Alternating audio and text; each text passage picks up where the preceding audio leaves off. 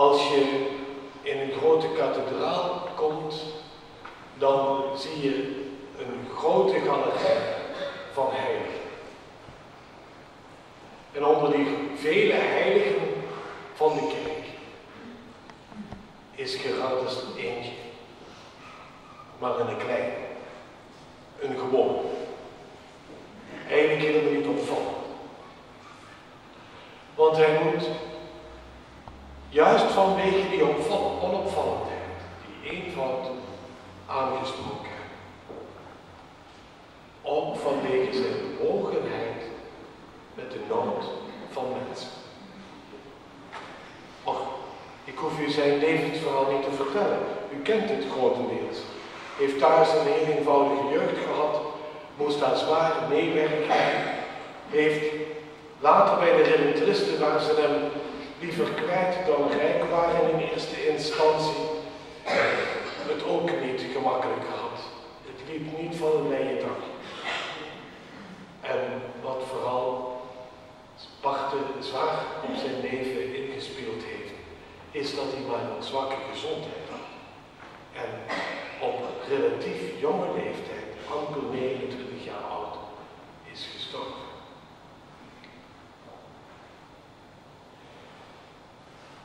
Wat is dan zo aantrekkelijk in hem geweest? Waarom trekt hij letterlijk mensen naar zich toe? En ook u. Als ik zijn leven lees en overweeg, dan is er één iets waar ik verschrikkelijk jaloers op ben. Zijn onvoorstelbaar, bijna vanzelfsprekend godsgeloof, godsvertrouwen. Daar kan ik jaloers op zijn.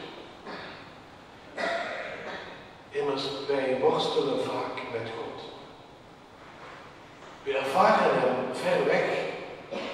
Vooral wanneer, zoals ze het hier in het zuiden zeggen, wanneer het ons aan de prie gaat. Wanneer we in nood komen.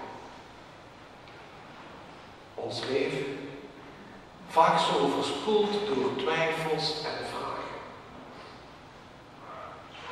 Als we geconfronteerd worden met groot of klein leed, wanneer we ons letterlijk ook machteloos voelen, wanneer we geconfronteerd worden met mensen waar we niet bij kunnen komen. U kent het uit eigen ervaring. Het machteloos moeten toezien dat mensen die beloofd hadden hun leven lief en leed door dik en dun trouw te blijven, uit elkaar gaan. Wat een verdriet. Je voelt je machteloos wanneer je geconfronteerd wordt met de begrensdheid van jouw leven. Wanneer een dierbare naaste zwaar ziek wordt, of zelfs sterft. En hoe machteloos voelen wij ons ook niet ten opzichte van die grote wereldproblemen die er momenteel spelen. In Afrika, die ebola-epidemie. De strijd in Syrië aan de grenzen van Turkije door IS. En nog steeds voelen we mee met al diegenen die getroffen zijn door die vliegtuigramp afgelopen zomer. Onmacht. Niet weten hoe. Het zijn zaken die ik teruglees, ook in het leven van Gerardus. Hij heeft een periode van zijn korte leven doorgemaakt dat hij het werkelijk niet meer zag zitten.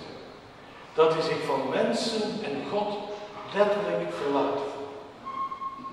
Hij heeft zijn eigen zwakke gezondheid moeten leren aanvaarden. En hij kreeg daarbij met al het leed dat hij aan zich toeliet, wat mensen aan hem toevertrouwen. Dat is niet in de koude kleren gaan zitten.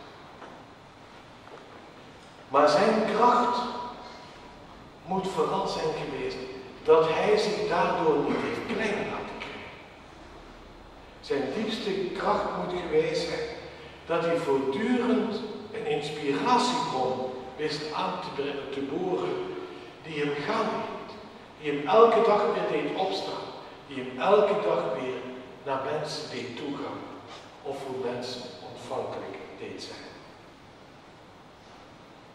Zo moeten wij dat ook. Iedere dag weer opnieuw. Wat er ook op ons bordje terechtkomt. Je zult eraan moeten gaan staan.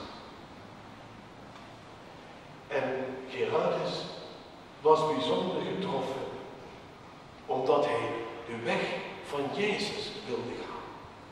Letterlijk.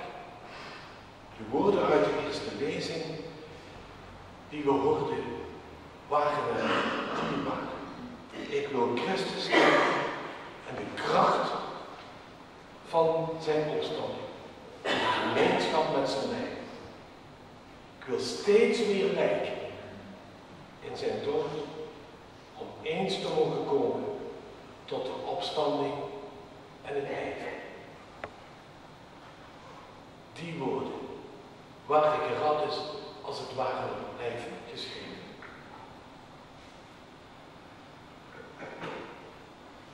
Wat mij in deze eenvoudige heilige zo treft is dat hij voortdurend gericht was op de ander met een hoofdletter. Maar ook op de ander met een kleine letter, de medemens.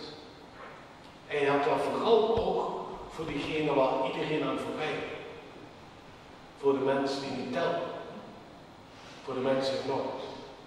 Voor de mensen gebukt onder schuld en last. En ik denk dat dat het geheim is van zijn aantrekkelijke heiligheid. Juist in die aandacht voor de noodlijdenden verwijst Gerardus naar het diepere mysterie van ons leven. Van het leven van ieder van ons.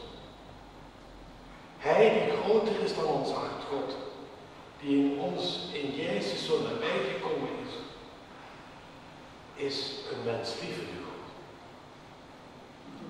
Hij geeft aan ons.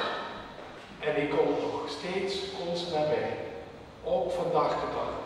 Waar mensen in trouw, in alledaagse trouw, consequent willen leven in de geest van het evangelie. Want dit moet u zich wel realiseren. Vriend van Gerardus zijn, hem bewonderen en vereren, heeft altijd twee kanten. Je mag bij hem troost zoeken. Je mag bij hem je pakketje neerleggen. Je mag vragen wat op je hart ligt. En het intentieboek en de zuil met intentiebriefjes getuigen ervan dat velen dat doen. Maar tegelijkertijd verwijst hij ons naar onze eigen levensopdracht. Laat je niet neerdrukken door de lasten van het leven, maar richt je op Christus. Want jouw leven wordt pas vruchtbaar als je het durft los te laten. Als de graankorrel niet in de aarde valt en sterft, blijft hij alleen. Dat is de dubbele beweging van ons christenen in ons leven. Naar God verwezen worden, die ons terugverwijst naar onze medemens.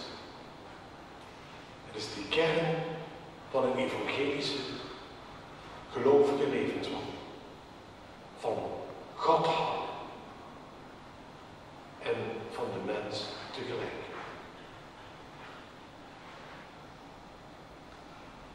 Beste medechristenen, we mogen elkaar op dit feest van Gerardus geluk wensen omwille van hem. Maar ook omwille van onszelf. Want God laat nog steeds onder ons mensen zijn die zijn zorg, zijn liefde zijn begaan zijn met mensen, daadwerkelijk doen. En het zijn lang niet altijd de machtigen, de grote, de aanzienlijke. Het zijn geleerde kleine, de eenvoudige, de onopvallende die dat doen. Juist in een trouw van iedere dag. Mensen zoals Herodes, die een venster openen naar God. Misschien zijn wij wel die mensen. Het ware van harte te wensen.